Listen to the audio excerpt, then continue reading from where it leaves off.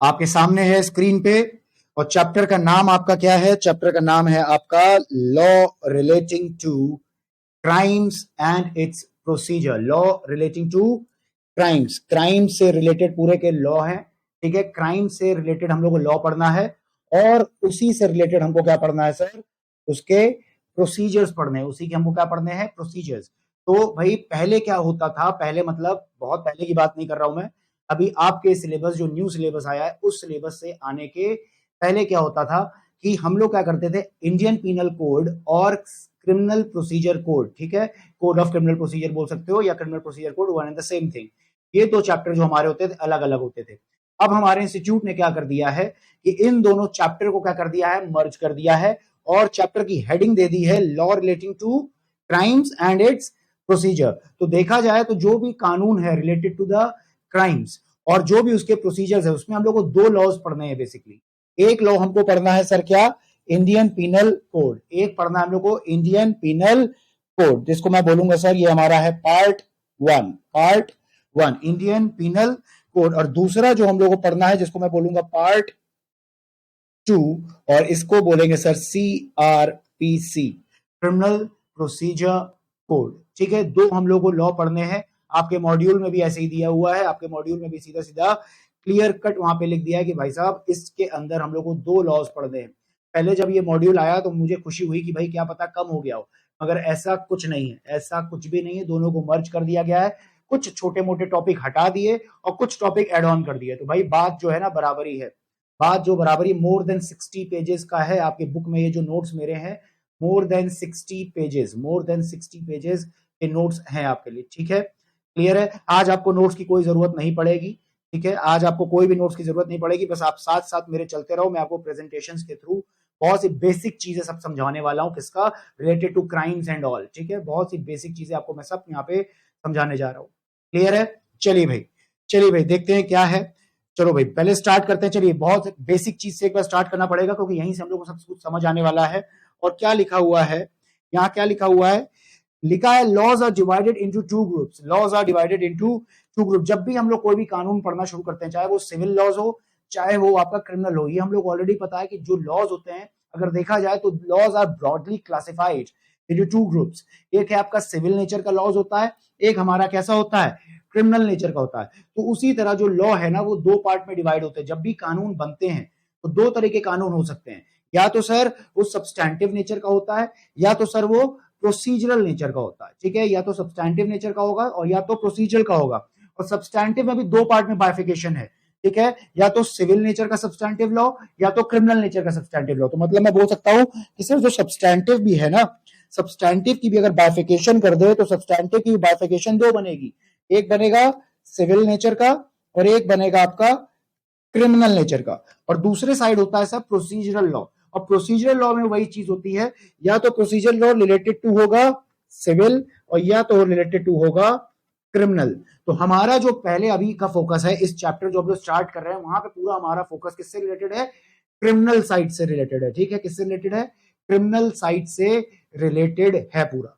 Clear है? तो भाई साहब हमारा जो क्रिमिनल साइड का जो सब्सटैंटिव लॉ है, क्रिमिनल साइड का कौन सा जो सब्सटैंटिव लॉ है वो है बेटा ये वाला, वो है नंबर 6 वाला, वो है इंडियन पीनल कोड। वो कौन सा है आपका? Indian penal code.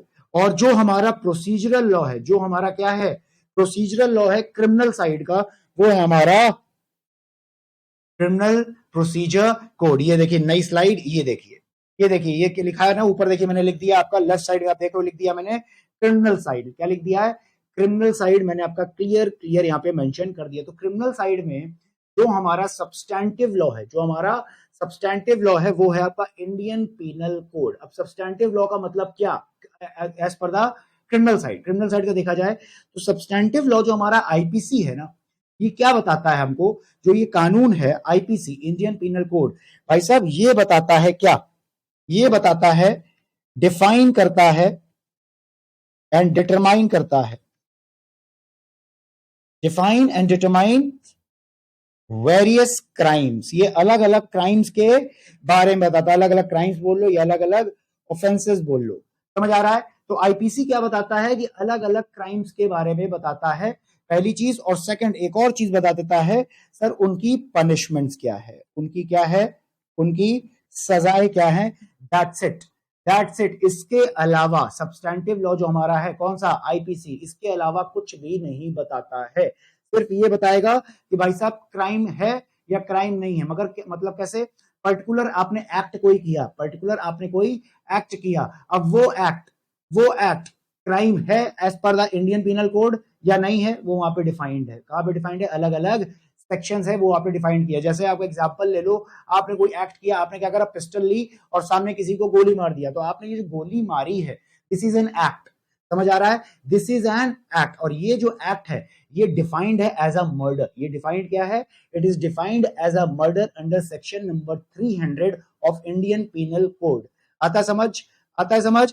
मतलब क्या है, जो आपने एक्ट किया, एक्ट कौन सा किया है, एक्ट किया आपने शूट करने का, ये एक्ट है। This act has been defined as a act of a murder. आता है समझ, क्लियर है। ये कहां डिफाइंड है, इंडियन पीनल कोड के सेक्शन नंबर 300 के अंदर डिफाइंड है। समझ आ रहा है, ये डिफाइन हो गया क्या कि हाँ सर ये ऑफेंस है, ये डिफाइन हो गया। सेकंड क्या है, इस एक्ट की, जो आपने एक्ट किया है अंडर सेक्शन 300, इस एक्ट की सजा क्या है, वो भी डिफाइंड है आईपीसी में, वो डिफाइंड है आपकी सेक्शन नंबर 302 के अंदर, ठीक है, धारा 302 के अंदर डिफाइंड है सर कि उसकी, इस एक्ट की जो आपने सेक्शन 300 के अंदर किया, उसकी सजा कहां दी है, सेक्शन 302 के अंदर। आईपीसी का काम बेटा बस यही है, इंडियन पीनल कोड का काम सिर्फ और सिर्फ यही है, ये बता देता है कि पर्टिकुलर एक्ट आपका ऑफेंस है या नहीं है, दैट्स इट। ये बताएगा और साथ में बता देगा उसकी सजा, दैट्स इट। मगर भाई साहब इससे तो काम हो बनेगा ही नहीं, इससे तो काम बनेगा नहीं। सामने वाले ने कोई एक्ट किया जो कि क्राइम है as per the law, as per the Indian penal code, और उसकी सजा भी लिखी हुई है, क्या इससे काम बनेगा, क्या इससे काम बनेगा सर, इससे काम तो नहीं बनेगा। भाई साहब एक्ट करा, सजा भी आपने बता दी, मगर सजा दिलाएंगे कैसे, मगर सजा दिलाएंगे कैसे, समझ आ रही। तो सजा दिलाने के लिए, सजा दिलाने के लिए बना दिया गया प्रोसीजरल लॉ। सजा दिलाने के लिए क्या कर दिया, बना दिया गया प्रोसीजरल लॉ। और जो प्रोसीजरल लॉ है फॉर क्रिमिनल साइड, उसको बोलते हैं क्या, वो है sir criminal procedure code, criminal procedure code. इसके अंदर 484 सेक्शंस हैं और 2 शेड्यूल्स हैं। हम लोग को पूरा नहीं पढ़ना, हम लोगों ने जितना सिलेबस होगा उतना मैं आपको पढ़ाऊंगा, समझ आ रहा है। मतलब क्या हुआ है कि किसी इंसान ने कोई ऐसा एक्ट किया which is crime as per the Indian penal code, उसकी सजा भी वहां पे दी हुई है, मगर भाई साहब उस इंसान को, जो ऑफेंडर है, जिसने गलत काम किया है, जो एक्यूज्ड है, उसको सजा दिलाने तक क्या क्या प्रोसीजर फॉलो होगा, क्या क्या प्रोसीजर फॉलो होगा, वो कहां दिया है, वो भाई साहब दिया हुआ है आपका क्रिमिनल प्रोसीजर कोड के अंदर। समझ आ रही है। तो जिस दिन कोई ऑफेंस करा, जिस दिन कोई क्राइम कमिट किया, जिस दिन कोई एक्ट ऐसा किया जो कि क्राइम है, वहां से लेकर सजा दिलाने तक, वहां से लेकर, मैं बोलता हूं आज किसी ने क्राइम किया, आज किसी ने क्राइम किया, ठीक है, और सजा दिलाने में आपको पता ही आपके भारत में, ठीक है, 8-8 साल, 10-10 साल, 12-12 साल लग जाते हैं, पता ही आपको। फिर जाके उसको फाइनली जाके सजा होती है, फाइनली जाके क्या होगा, या तो सजा होगी या तो छूट जाएगा, बाइज्जत बरी हो जाएगा, एक ही दो चीज हो सकती है, समझ आ रही। तो भाई साहब जो बीच में है, बीच में कानून कौन सा लगेगा, बीच में कानून कौन सा लगेगा उसको सजा दिलाने के लिए, वो कानून है आपका क्रिमिनल प्रोसीजर कोड। मतलब कौन सा आप प्रोसीजर फॉलो करोगे, कौन सा आप प्रोसीजर फॉलो करोगे, सो दैट जो भाई गिल्टी पर्सन है, जो ऑफेंडर है, उसको सजा दिलाई जाए, वो प्रोसीजर कहां दिया हुआ है, वो प्रोसीजर दिया है क्रिमिनल प्रोसीजर कोड में। समझ आ रहा है, समझ आ रहा है कि सब्सटैंटिव लॉ और प्रोसीजर लॉ का महत्व या इंपॉर्टेंस क्या है आपकी क्रिमिनल साइड में। जल्दी बताओ, समझ आ रहा है कि नहीं आ रहा, जल्दी से बताइए। आ रहा है समझ, आई होप क्लियर होगा, आई होप क्लियर होगा, आई होप क्लियर होगा, गेटिंग और नॉट। चलिए भाई आगे बढ़ते हैं, आगे बढ़ते हैं, चलिए आगे आते हैं। देखिए Indian penal code, Indian penal code क्या है भाई साहब, इंडियन पीनल कोड क्या है, मैंने आपको भी बताया इंडियन पीनल कोड क्या है सर। इंडियन पीनल कोड एक सब्सटैंटिव लॉ है सर। ये क्या करता है सर, ये डिफाइन करता है, it defines and determines what, it defines and determine what sir, various crimes, various crimes. समझ आ रही है, various, it defines and determines various crime. Sir crimes कैसे हो सकते हैं sir, crime against the government हो सकता है, क्राइम अगेंस्ट द पब्लिक हो सकता है, crime against the armed forces हो सकता है, क्राइम अगेंस्ट द रिलीजन हो सकता है, एक्सेट्रा एक्सेट्रा एक्सेट्रा। क्राइम किसी के भी अगेंस्ट हो सकता है। तो आईपीसी बताता है अलग अलग क्राइम्स के बारे में, ठीक है, अलग अलग ऑफेंसेस के बारे में, क्राइम्स बोल लीजिए या अलग अलग ऑफेंसेस के बारे में बताता है कौन, आईपीसी। और साथ में एक और चीज बताता है, सर इन क्राइम्स की सजा क्या है, इन क्राइम्स की पनिशमेंट्स क्या है, ये भी बताता है हमको कौन, इंडियन पीनल कोड। कौन बताता है, हमारा इंडियन पीनल कोड। मैं आपको कुछ एग्जांपल्स देता हूं, आप थोड़ा ध्यान से समझना, बहुत ध्यान से समझना। मैं आपको कुछ एग्जांपल्स देता हूं इसी के। एग्जांपल नंबर वन, देखिए भाई हुआ क्या,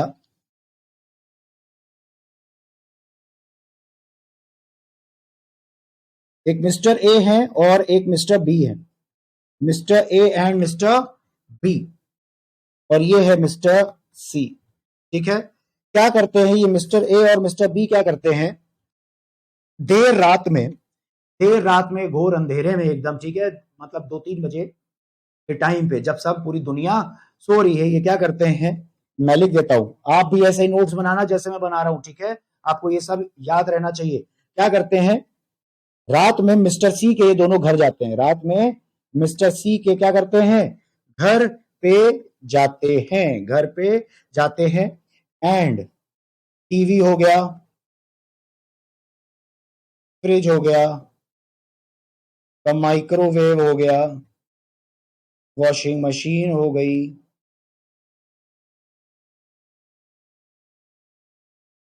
ज्वेलरी हो गई, ये सब चीज एक्सेट्रा जो भी और लेना ले लो, ये सब जाके क्या करते हैं, ले आते हैं, क्या करते हैं, ले आते हैं। भाई साहब मिस्टर सी जो था इतनी गहरी नींद में सो रहा था, उसको कोई होशो हवास नहीं हुआ। इन्होंने पहले से सब कुछ प्लानिंग करके रखी हुई थी, क्या पता घर की वहां के डुप्लीकेट चाबी बनवा के रखी हो, क्या पता बालकनी से डाक के या टाप के चले गए हो, जो भी है, मगर क्या करते हैं, चुपचाप मिस्टर ए मिस्टर बी जाते हैं, ठीक है, without any without any disturbance, mister C को कोई परेशानी नहीं करते, कुछ भी नहीं करते, चुपचाप जाते हैं, ये थोड़े बहुत सामान जो है उठाते हैं और वहां से लेकर चले जाते हैं। भाई साहब बताओ क्या हुआ, भाई साहब बताओ ये जो एक्ट हो रहा है गलत हो रहा है कि नहीं हो रहा, पहले मुझे बताओ, एक्ट जो है ये जो एक्ट कर रहे हैं, एक्ट समझ आ रहा है, एक्ट कौन सा, जाना और लेके आना, ठीक है, without the consent of mister C, without the consent, mister C की कंसेंट नहीं है, ठीक है, मिस्टर सी तो सो रहा है,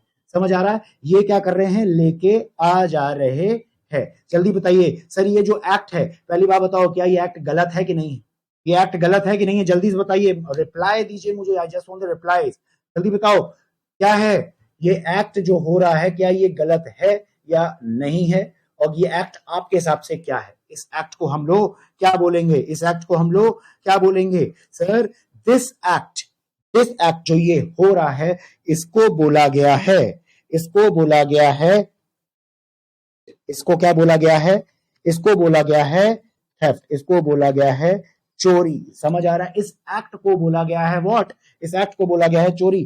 और इस एक्ट को कहां डिफाइन करा गया है, इस एक्ट को डिफाइन किया गया है section number 378 of Indian penal code of section, मतलब क्या है, अगर कोई भी आप ऐसा एक्ट करते हैं, मतलब आप किसी सामने वाले की बिना कंसेंट से उसका सामान अगर आप ले आते हो, तो उसको भाई साहब क्या बोला जाता है, उसको बोला जाता है थेफ्ट, उसको बोला जाता है थेफ्ट। और ये कहां डिफाइंड है, this is defined under section number 378 of Indian penal code. और साथ में इसकी जो पनिशमेंट है, इसकी जो पनिशमेंट है, it is defined under section number 379 of Indian penal code. कहां डिफाइंड है, इंडियन पीनल कोड। बस ये बात कर रहा हूं आईपीसी की, मतलब अगर आपने ऐसा कोई काम किया, ये जो मिस्टर ए और मिस्टर बी ने काम किया, तो पकवान बोल दिया जाएगा, इसको बोला जाता है क्या, चोरी, इसको क्या बोला जाता है,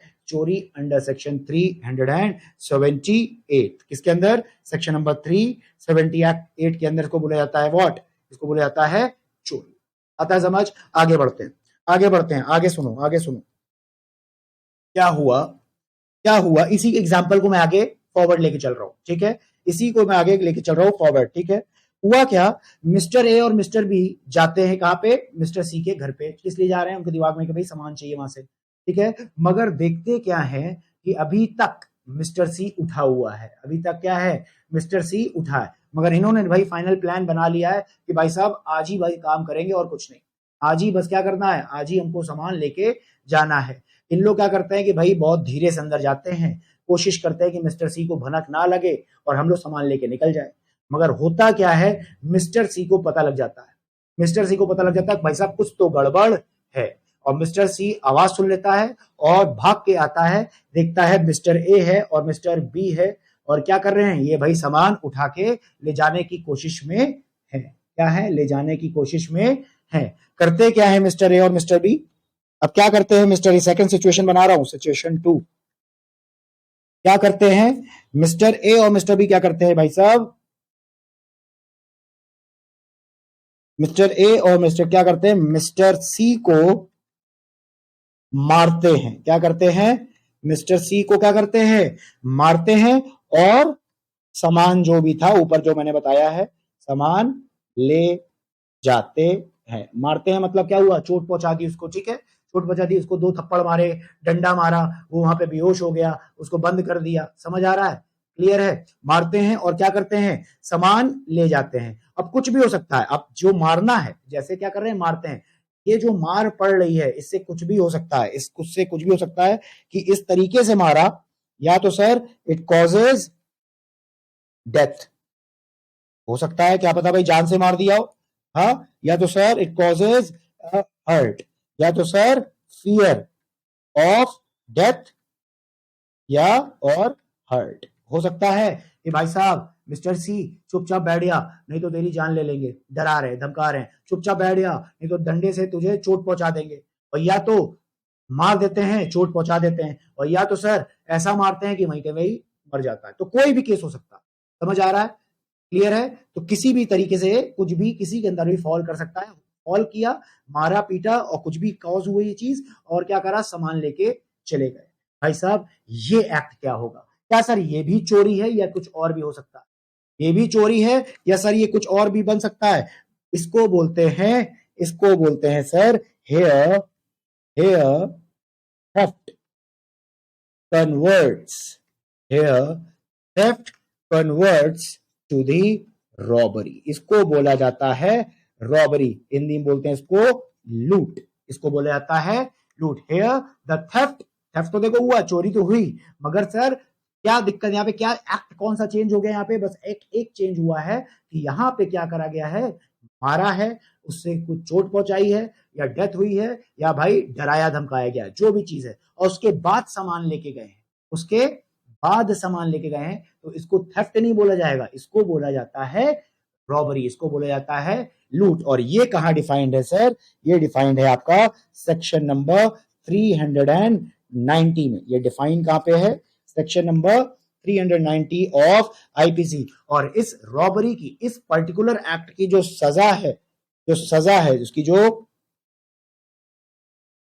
पनिशमेंट है, वो डिफाइंड है आपका सेक्शन नंबर 392 ऑफ आईपीसी, समझ आ रहा है। अब देखिए थोड़ा सा एक्ट में चेंज हुआ है, दैट्स इट, एक्ट वहां पे देखिए, वहां पे भी चोरी हो रही थी, मगर यहाँ पे क्या हो रहा है, मारने के बाद हो रही है चोरी, डराने धमकाने के बाद हो रही है चोरी, समझ आ रहा है, इस एक्ट को बोल दिया गया है रॉबरी, इस एक्ट को क्या बोल दिया गया है, रॉबरी। हमारे सिलेबस में ये सब चीजें हैं, हम लोग आगे आगे बहुत डिटेल में पढ़ने वाले हैं, मैं आपको बस कुछ एग्जाम्पल दे रहा हूँ बहुत हल्के हल्के, समझ आ रहा है, क्योंकि आज की डेट में हमको सब सेम लगता है, हमारे लिए सभी चोरी है, मगर ये देखिए ये अलग है चीज, समझ आ रही है, तो अलग अलग डिफाइंड है, और सजा अलग अलग सेक्शंस के अंदर अलग अलग सजाएं भी दी गई है, आई होप क्लियर होगा, आता है समझ। अब एक और आगे लेके चलता हूं मैं, आप एक और आगे लेके चलता एग्जाम्पल पे,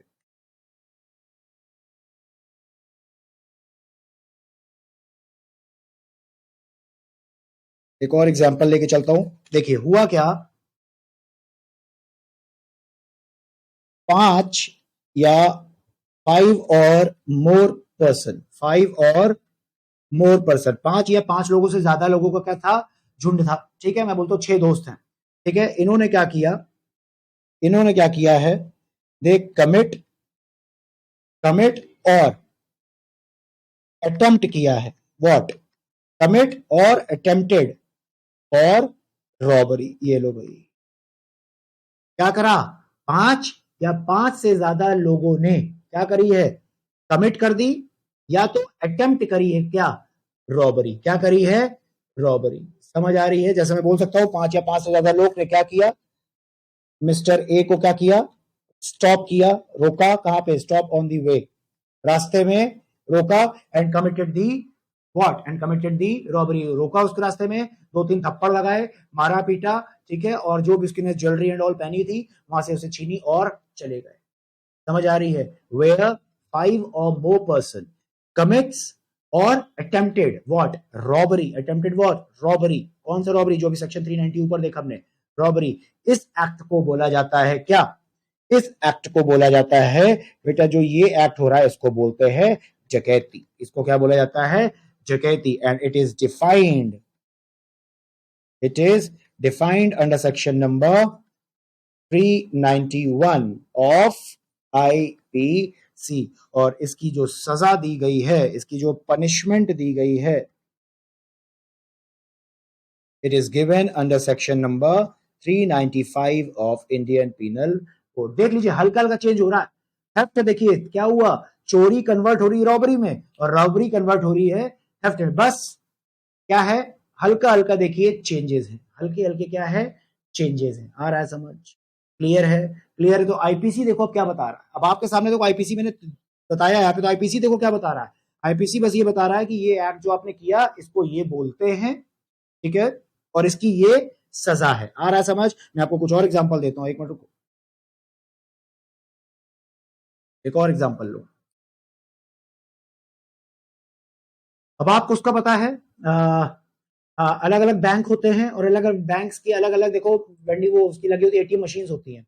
तो होता क्या है, मशीन्स में पैसे कैसे आते हैं, बैंक में, वैन बैंक से निकलती है, ठीक है, बैंक से क्या होता है, वैन होती है उनकी, हाँ, और वैन क्या करती है, बैंक से पैसा लेती है, और कहाँ जाती है, जो एटीएम मशीन है वहां जाके मशीन के अंदर पैसे डालती है, यही होता है, यही होता है कि नहीं होता, ठीक है। जैसे बोलता है एसबीआई है, स्टेट बैंक ऑफ इंडिया है, तो भाई उसकी जो आपकी एटीएम मशीन है वहां पैसे डालेंगे तभी तो निकाल पाएंगे ना, तो क्या करते हैं लोग, इनकी अलग अलग क्या होती है, वैन्स होती है, वो बैंक से पैसा उठाती हैं और जाके कहाँ करती है, वो जाके डिपॉजिट कर देती है एटीएम मशीन के अंदर, डाल देती है, सो दैट पब्लिक इजिली ले सके। तो वैसे ही क्या हुआ, एक बैंक निकली, एक बैंक से वैन निकली, तो मैं लिखता हूं बैंक वैन, बैंक वैन निकली है full of cash, full of cash, ये कहां जा रही है बैंक वैन, ये बैंक वैन जा रही है एटीएम मशीन में, जा रही है पैसा डिपॉजिट करने।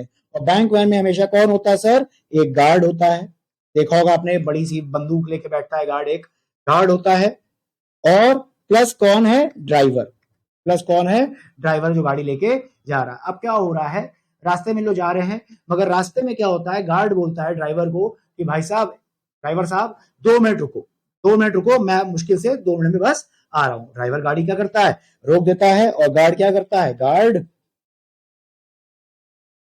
उतर जाता है, गार्ड क्या कर रहा है, गार्ड उतर जाता है, कहां से, वैन से, गार्ड उतर जाता है वैन से। अब गार्ड जैसे ही वैन से उतरा, जैसे ही आगे तक गया, वैसे ही क्या करता है भाई साहब, ड्राइवर जो है क्या कर रहा है, गाड़ी लेके फरार, ड्राइवर क्या कर रहा है, कैश लेके फरार हो जाता है, पूरा full of cash, full of cash, देख लीजिए फुल ऑफ कैश था, पूरी वैन भरी हुई थी पैसे से, एटीएम मशीन में जा रहे थे, गार्ड उतरा, अब भाई ड्राइवर ने क्या किया, गाड़ी उठाया और गाड़ी लेके वहां से फरार हो गया। अब एक बात बताओ मुझे सर, ये जो एक्ट है किसका, ये जो एक्ट ऑफ अ ड्राइवर है कौन सा है, ये कैश लेके फरार हो जाने वाला, क्या ये एक्ट गलत लग रहा है कि नहीं लग रहा है, क्या ये एक्ट गलत लग रहा है, द आंसर इज यस। इस एक्ट को बोला जाता है क्या, इस एक्ट को बोला जाता है, इस एक्ट को बोला जाता है क्रिमिनल ब्रीच ऑफ ट्रस्ट। इसको क्या बोला जाता है, क्रिमिनल ब्रीच ऑफ ट्रस्ट, क्योंकि भाई साहब जो बैंक है, बैंक का एक भरोसेमंद बंदा है, बैंक ने भरोसे से पैसा देती है कि नहीं, बैंक ने भरोसे से पैसा दिया है कि आपको क्या करेंगे, जाके डिपॉजिट करेंगे, और अगर इसने क्या करा, इस भरोसे को तोड़ा, तो इस एक्ट को डिफाइन किया गया आईपीसी में क्या, criminal breach of trust, and this is defined under section, this is defined under section 3 sorry 405, 405 कौन सा, आईपीसी का, और इसकी जो सजा है,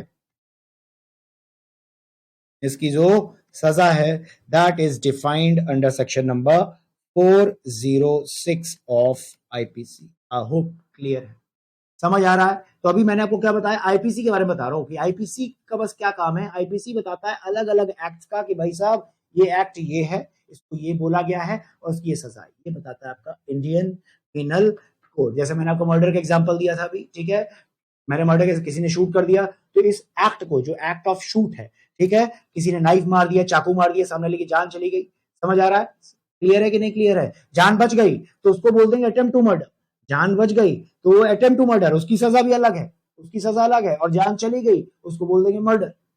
आ रहा है समझ, क्लियर है कि नहीं क्लियर है, आता है समझ, कैचिंग और नॉट।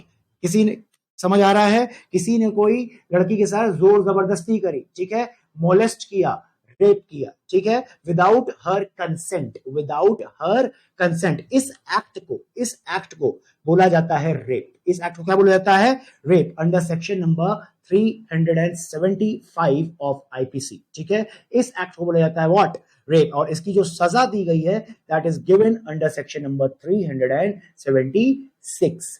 समझ आ रही है, तभी बोला जाता है कि जो रेप करते हैं उनको पनिशमेंट जो होती है धारा नंबर 376 के हिसाब से होती है ऑफ इंडियन पिनल कोड। समझ आ रहा है, और उस एक्ट को कब किसी एक्ट को बोला जाएगा कि इसको रेप डिफाइन करे, वो दिया गया है सेक्शन नंबर 375 के अंदर। आता है समझ, क्लियर है। तो ये मैंने आपको अलग थोड़े से एग्जांपल दिए, अभी हम लोग बहुत पढ़ेंगे, ठीक है, बहुत पढ़ेंगे। जब आपकी मैं बुक्स ओपन कराऊंगा बाद में, तो वहां पे बहुत आपको दिखाऊंगा अलग अलग ऑफेंसेस के बारे में क्या क्या लिखा हुआ है। थोड़ा थोड़ा सा बस चेंज होता है, एक्ट में थोड़ा सा चेंज हो जाएगा, उनके ऑफेंस का नेचर बदल जाता है, समझ आ रहा है, और पनिशमेंट भी अपने आप ही बदल जाती है।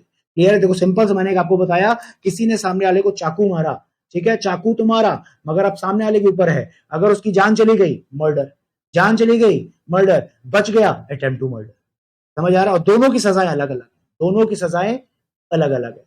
क्लियर है, आता है समझ, क्लियर है। चलिए भाई आगे बढ़ते हैं। अब आपको मैंने आईपीसी के बारे में थोड़ा बता दिया, अब थोड़ा सा बताता हूं मैं किसके बारे में, आपको थोड़ा सा बताते हैं कोड ऑफ क्रिमिनल प्रोसीजर के बारे में बताते हैं थोड़ा सा आपको। कोड ऑफ, अब मैंने आपको क्या बोला था अभी तक, मैंने आपको क्या बोला था, मैंने आपको बोला था सर कि आईपीसी का काम है क्राइम्स को क्या करना, डिफाइन करना और उनकी सजा बताना, मगर इंसान जिसने काम गलत किया उसको सजा पहुंचाने तक का जो प्रोसीजर लगेगा वो कौन सा प्रोसीजर है सर, वो प्रोसीजर है क्रिमिनल प्रोसीजर कोड के अंदर दिया, या कोड ऑफ क्रिमिनल प्रोसीजर। तो मैं बोलता हूं सर क्या लिखा है, code of criminal procedure, code of criminal procedure. तो बेटा ये जो प्रोसीजर है इसके अंदर, this procedure to be followed, this procedure to be followed. कब फॉलो करते हैं इस प्रोसीजर को, इस प्रोसीजर को फॉलो करते हैं from, this procedure to be followed from, कहां से सर, कहां से फॉलो करोगे sir, from the commission, from the commission of a crime, for the commission of a crime or offence, from the commission of a crime or offence. और कब तक, until, कब तक फॉलो करोगे, until the sentence, until the sentence against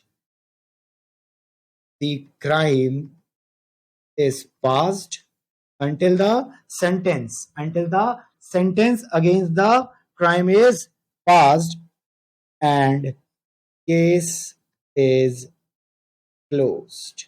समझ आ रहा है, समझ आ रहा है क्या बोल रहा है, ये क्या बोल रहा है सर, जो क्रिमिनल प्रोसीजर है, ठीक है, जो कोड ऑफ क्रिमिनल, इसका, इस कानून का एप्लीकेशन कब होती है, इस कानून के अंदर जो भी प्रोसीजर दिया है it is to be followed from, it is to be followed from, कहां से सर, जब क्राइम हो गया, from the commission of a crime, जब क्राइम हो गया, ठीक है। क्राइम कैसे पता चलेगा, हुआ नहीं हुआ वो पता चलेगा आईपीसी में, ये पर्टिकुलर एक्ट को क्राइम बोला गया है नहीं बोला गया, जब क्राइम हो गया, ठीक है, जब मर्डर हो गया, सामने वाले किसी ने खून कर दिया, वहां से लेकर जब तक उस ऑफेंडर को, जब तक उस एक्यूज्ड को सजा नहीं हो जाती और केस खत्म नहीं हो जाता, तब तक मतलब यहां से लेकर सर यहां तक, यहां से लेकर यहां तक जो भी प्रोसीजर फॉलो होता है, प्रोसीजर टू बी फॉलोड, जो प्रोसीजर फॉलोड होता है उसको हम लोग क्या बोलते हैं सर? वो प्रोसीजर है सर CRPC। कौन सा प्रोसीजर है? वो है सर क्रिमिनल प्रोसीजर कोड। समझ आ रही है? समझ आ रहा है? तो मैं बहुत सिंपल लैंग्वेज में आपको बता रहा हूँ, एक तरह से बहुत सिंपल लैंग्वेज में कि है क्या चीज। क्लियर है?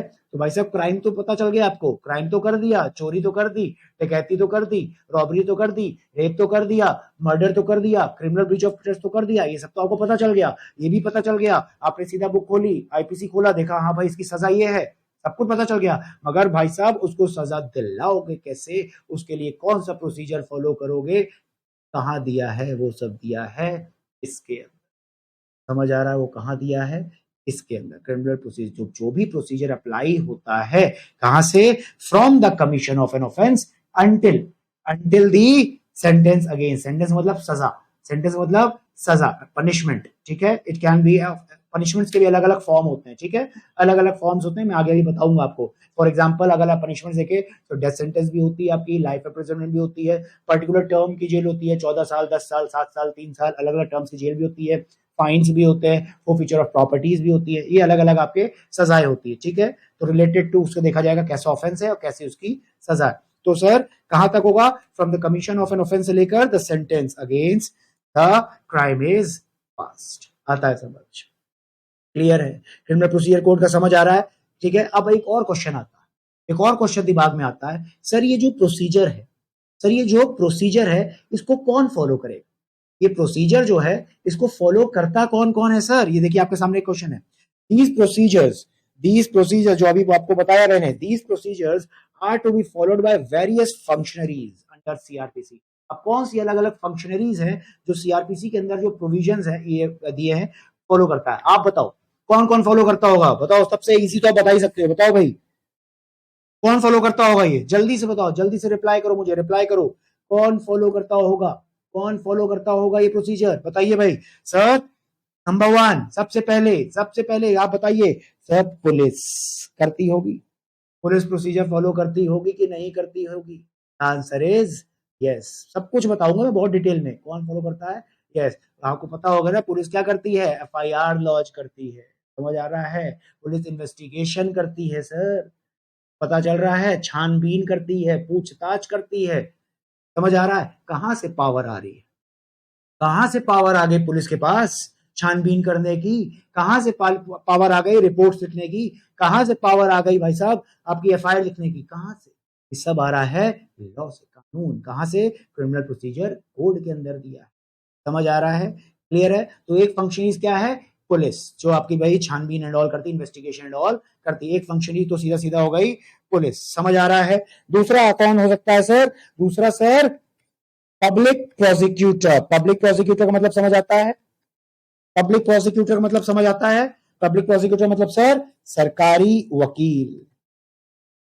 सरकारी वकील जो होता है ये भी क्या करता है? आपके प्रोसीजर्स को फॉलो करता है, सरकारी वकील। अब भाई एक बात बताओ, मैंने आपको क्या बोला? सर जो क्राइम्स होते हैं, सर जो क्राइम्स होते हैं it is against the society. Crimes जो होते हैं it is against the society. समझ आ रही है? तो क्या माना जाता है कि भाई साहब अगर क्राइम कुछ भी हुआ है तो उसको माना जाता है वो सोसाइटी के अगेंस्ट है, किसी पर्टिकुलर पर्सन नहीं, उसको पूरा सोसाइटी के अगेंस्ट माना जाता है। ठीक है? क्रिमिनल रॉन्ग जो होते हैं, जो क्रिमिनल रॉन्ग होता है उसको बोला जाता है it is against the whole society. तो इसमें जब भी कोई होता है केस तो उसके लिए ना सरकारी वकील होता है जो केस लड़ता है। कौन लड़ता है? सरकारी वकील होता है। समझ आती है? सरकारी वकील होता है जो केस लड़ता है। और ये सरकारी वकील कौन बनाता है भाई? आपका सरकार देती है। ठीक है? सरकार अपॉइंट करती है किसको? पब्लिक प्रोसिक्यूटर्स को। ये हो गया सरकारी वकील। ठीक है? ये किसकी तरफ से कर रहा है? जिसके साथ गलत हुआ है, जिसके साथ गलत हुआ है ये उसके बिहाफ पे। ठीक है? ये सोसाइटी के बिहाफ पे। ठीक है? कि सोसाइटी के अगेंस्ट जिसने गलत किया है। अब एक होगा, दूसरा बंदा एक और होता है, उसको बोलते हैं sir defence council. Defence council भी तो होगा कि नहीं होगा? डिफेंस काउंसिल का मतलब कौन? डिफेंस काउंसिल मतलब सर ये वो वकील है जो एक्यूज के साइड से, ये वो वकील है जो ऑफेंडर के साइड से, जिस इंसान ने गलत किया, जिस इंसान ने गलत किया उनके वो वकील भी तो होते हैं कि नहीं होते? उनके वकील होते हैं कि नहीं? सर इनको भी तो प्रोसीजर फॉलो करना पड़ेगा कि नहीं करना पड़ेगा? हाँ जी, इनको भी फॉलो। सबसे इंपॉर्टेंट चीज सर, कोर्ट को फॉलो करना पड़ेगा क्या? कोर्ट को प्रोसीजर फॉलो करना पड़ेगा क्या? Yes sir, the answer is yes, court को भी प्रोसीजर फॉलो करना पड़ता है। मैं आपको क्या एक और बात बता देता हूँ, सब प्रिजन अथॉरिटीज जो होती हैं, जो जेल की अथॉरिटीज होती है, प्रिजन अथॉरिटीज, इनको भी प्रोसीजर फॉलो करने पड़ते हैं। प्रिजन अथॉरिटी जो होती है ना, इनको भी प्रोसीजर को क्या करना पड़ता है? फॉलो। उसके बाद में लिखता हूँ एक्सेप्ट। आता है समझ? आता है समझ कि नहीं? अब ये जो जितने भी फंक्शनरीज हैं, ये जितनी भी फंक्शनरीज हैं, अलग अलग फंक्शनरीज जितने भी हैं, इनकी क्या पावर्स है, इनकी मैं लिख देता हूं, नोट एक बना के लिखता हूं, यहाँ पे एक नोट बना के लिखता हूं मैं आपके लिए कि सर पावर्स, क्या इनके पावर्स हैं, इनके पास क्या क्या पावर्स है, एंड फंक्शंस, इनके क्या क्या फंक्शंस है। सर सब कुछ कहां मेंशन्ड है? मेंशन्ड इन CRPC, सब कुछ मेंशन्ड है कहां पे? क्रिमिनल प्रोसीजर कोड के। ये क्या क्या कर सकते हैं, क्या क्या इनकी अथॉरिटी है, क्या क्या इनके पास पावर है, सब कुछ लिखा हुआ है क्रिमिनल प्रोसीजर्स कोड में। समझ आ रहा है? क्लियर है? इन लोग क्या क्या काम करते हैं? इन्वेस्टिगेशंस करते हैं, इंक्वायरीज होती हैं, ट्रायल्स होते हैं। इस सब काम कौन करता है? ये लोग कर रहे हैं। पुलिस जो होती है इन्वेस्टिगेशंस करती है, ठीक है। इंक्वायरी और ट्रायल का काम होता है कोर्ट का। ये मैं आपको बताऊंगा बहुत डिटेल में, आपके टॉपिक है, ठीक है। Inquiry, investigation, inquiry and trial. Police का काम होता है इन्वेस्टिगेशन करने का। इंक्वायरी जो होती है वो कोर्ट करती है, और ट्रायल तो कोर्ट में होता ही है। समझ आ रहा है? ट्रायल कहाँ पे होता है? वो तो कोर्ट में होता है। आता है समझ? समझ आ रही कि नहीं आ रही है? तो इन शॉर्ट अगर मैं बोलना चाहूं, इन शॉर्ट अगर मैं बोलना चाहूं तो सीआरपीसी का क्या काम है? इन शॉर्ट अगर मैं बोलना चाहूं, देखिए लिखा है इन शॉर्ट, मैंने लिख के लाया हूं आपके लिए। इन short we can say, in short we can say CRPC has been designed. CRPC has been designed to create a legal machinery for, to create a legal machinery, legal procedures for number one, पहला क्या है? Detection of a crime, detection of a crime. तो CrPC को ऐसे design किया गया है जिससे ये पता चल सके कि भाई साहब क्राइम को डिटेक्ट करना। पहले तो क्या है? Detection of a crime. उसके बाद second, discovery and arrest of a suspect. उसके बाद ढूंढना, पहचानना और अरेस्ट करना किसको? सस्पेक्ट को। सस्पेक्ट का मतलब कौन? सस्पेक्ट का मतलब कौन? जिसके ऊपर आपको क्या है? शक है। जिसके ऊपर आपको क्या है? शक। पहले आप ये डिस्कवर करते हो कि हाँ भाई यहाँ पे कोई ना कोई क्राइम हुआ है, यहाँ पे कोई ना कोई क्राइम हुआ है, तो ये डिस्कवरी होता है। उसके लिए मशीनरी कौन प्रोवाइड कर रहा है? सीआरपीसी। उसके बाद आप डिस्कवर करते हो, आप ढूंढते हो, छानबीन करते हो सब चीजों की, और क्या करते हो? अरेस्ट करते हो। किसको? सस्पेक्ट को। सस्पेक्ट का मतलब जिसके ऊपर आपको क्या है? शक होता है, उसको आप क्या करते हो? अरेस्ट करते हो। जिसके आपको लगता है कि इसके ऊपर पूरा पूरा क्या है, हम लोग को शक है कि इसी बंदे ने कुछ ना कुछ किया है। समझ आती है? उनको अरेस्ट करना, फिर उनसे पूछताछ होती है। उसके बाद क्या होता है? देखिए, collection of evidence. Collection of evidence, आपने मूवीज एंड ऑल देखा होगा, क्राइम सीन पे पुलिस ऑफिसर्स पहुंचते हैं, ठीक है, और दूसरी भी अथॉरिटीज होती हैं, अगर उनको डेलीगेट कर दिया जाता है, जैसे सीबीआई हो गई, सीआईडी हो गए, समझ आता है, तो कोई भी जो अथॉरिटीज होती है, जो केस को देख रही होती है, वो क्या करती है? एविडेंस को इकट्ठा करती है, क्राइम सीन पे जाती है, और एविडेंसेस के लिए सब पैकेट्स एंड ऑल होता है, वहां पे लेके जाते हैं। क्लियर है? इतना पता है? उसके बाद डिटर्मिनेशन ऑफ गिल्ट और इनोसेंस ऑफ अ सस्पेक्ट। उसके बाद कोर्ट में ट्रायल होगा, और ये डिटरमाइन करा जाता है क्या? कि भाई जो सस्पेक्ट है, जिसको अरेस्ट किया गया है, जिसको अरेस्ट किया गया है, ये भाई गिल्टी है, क्या इसने गलत किया है, या ये इनोसेंट है। उसके पूछताछ एंड ऑल उसके करने के बाद पता चलेगा, और उसके बाद imposing suitable punishments on a guilty person। उसके बाद दो ही चीज होगी, अगर ये पता चलेगा भाई इनोसेंट है तो एक्विटल, एक्विटल मतलब उसको बाइज्जत बरी छोड़ दिया जाएगा, ठीक है। और अगर ये लगेगा नहीं भाई इसी ने क्या करा है, इसी ने क्राइम किया है, he is the guilty person, he is the only person who have committed the particular crime, तो सर उसको क्या होगा? सर उसको सूटेबल पनिशमेंट दी जाएगी। सूटेबल पनिशमेंट का मतलब कौन सी sir? As per Indian penal code, as per Indian penal दी गई है, वो सजा दे दी जाएगी। समझ आ रहा है? समझ आ रहा है कि आईपीसी और जो सीआरपीसी है, इन दोनों का रोल क्या है? जल्दी बताओ मुझे, समझ आया कि नहीं आया ये चीज? जल्दी से बताओ मुझे, ये समझ आया कि नहीं आया कि आईपीसी और सीआरपीसी का रोल है क्या एक्चुअल? जल्दी से, जल्दी से, विदाउट वेस्टिंग ऑफ टाइम, जल्दी जल्दी जल्दी। आ रहा है समझ? क्लियर है? चलिए भाई आगे चले, आगे चलते हैं, आगे चलते हैं, चलिए आगे आते हैं। ये देखिए, ये आपका कोर्ट सिस्टम है, आपको ऑलरेडी बता रहा हूं, ये कोर्ट सिस्टम है। कोर्ट सिस्टम में वैसे तो भाई एकदम डिटेल में आपको मेरी यूट्यूब पे मिल जाएगी, ठीक है। यूट्यूब पे मेरे डेमो लेक्चर्स भी डले हुए हैं, बहुत डिटेल में मिल जाएगा, ठीक है आपको। वैसे कोई दिक्कत की बात नहीं है, या आपको इससे फेमिलियर है, मैं साथ साथ आपको बता भी दूंगा सब कुछ। अभी मैं आपको दिखाता हूँ। देखो सिविल साइड से हमारा कोई मतलब नहीं है, तो सिविल पे मैं देख ही नहीं रहा, सिविल पे हम लोग अभी देख ही नहीं रहे, ठीक है। वो हम लोग को सिविल से मतलब है नहीं, जब सिविल साइड पढ़ेंगे बाद में तो सिविल देखा जाएगा। अभी हमारा फोकस किस पे है? क्रिमिनल पे। अभी किस पे है? क्रिमिनल। तो हम लोग को देखना है कहाँ पे? इधर देखना है हम लोग, कहाँ देखना है? इधर साइड देखना है। क्लियर है? टॉप पे सुप्रीम होता है, आपको पता ही है, उसके बाद हाई होता है, और उसके बाद आता है डिस्ट्रिक्ट लेवल का। तो क्रिमिनल साइड का अगर देखा जाए ना, तो मेन जो यहाँ पे है, मेन जो पावर्स दी गई हुई है, मेन जो पावर्स दी है कोर्ट के पास, जो मेन कोर्ट में जो प्रोसीडिंग्स एंड ऑल होता है, वो सब ना लोअर लेवल पे सब कुछ होता है। ये देखो, ये देखो, ये है क्रिमिनल साइड का। High court and supreme court को मैं हटा दे रहा हूं, उससे मतलब नहीं है, उस पर मैं जा ही नहीं रहा। मेन जो है यहाँ पे होता है सब कुछ, कोर्ट ऑफ सेशंस में, कोर्ट ऑफ सेशंस में होता है सब कुछ। देखो लिखा है ना, district and session court, district and session court. समझ आ रही है? जब सिविल साइड में मैटर हियर करता है आपका district court, district and session court, तो उसको बोलते हैं क्या? District court. जब यही कोर्ट आपका क्रिमिनल मैटर्स को देखता है, तो उसको क्या बोल देते हैं? Session court. इतना तो पता ही हम लोग को, इसको क्या बोलते हैं? Session court. आता है समझ? अब देखिए भाई क्या है, डिस्ट्रिक्ट लेवल पे सबसे ऊपर टॉप लेवल सुप्रीम कोर्ट, उसके बाद हाई कोर्ट, और उसके बाद आ जाता है आपका डिस्ट्रिक्ट लेवल्स के कोर्ट।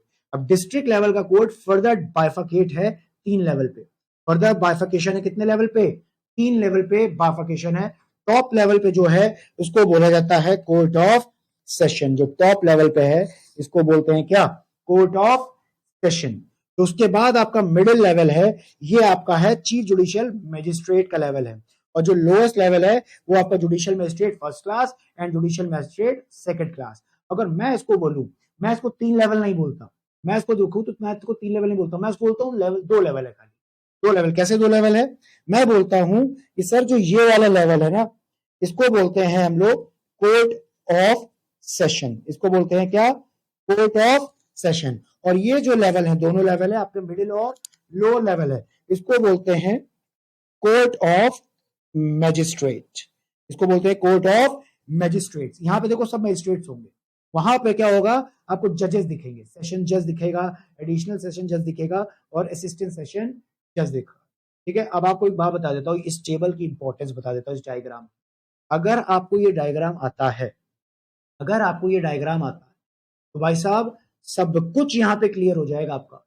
सब कुछ मतलब आपको यहाँ पे ये पता चल जाएगा, इससे ये पता चल जाएगा इस डायग्राम से कि अगर हुआ क्या। देखो अब ध्यान से सुनना मेरी बात, मैं इसको रिलेट करता हूं पूरा, ठीक है। अब सुनो,